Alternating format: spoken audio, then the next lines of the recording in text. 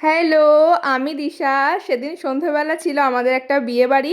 তো আগের ভিডিওতে তোমরা তো সবাই দেখেছো, তো তাই সন্ধেবেলা রেডি হয়ে চলে গেছিলাম।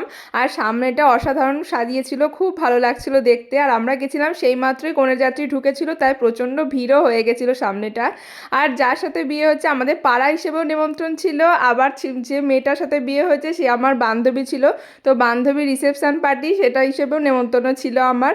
তো যাই হোক, তারপর ওকে গিফটটা দিয়ে বেরিয়ে চিকেন পকোড়া হয়েছিল সেটাই খেয়ে নিলাম। তারপর একটু মকটেল খেয়ে গলাটা ভিজিয়ে নিলাম, প্রচণ্ড গলাটা শুকিয়ে গেছিলো।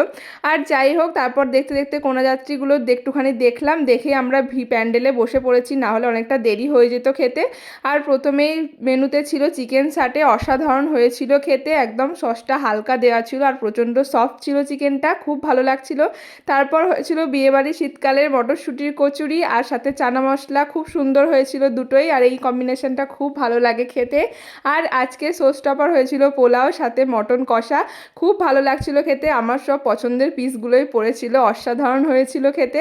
আর দেখো, মেটে খেতে আমি ভালোবাসি, মেটেটাও পেয়ে গেছিলাম, তো আবার আমি চেয়ে নিয়েছিলাম মটনটা, ভীষণ সফট আর খুব সুন্দর খেতে হয়েছিল।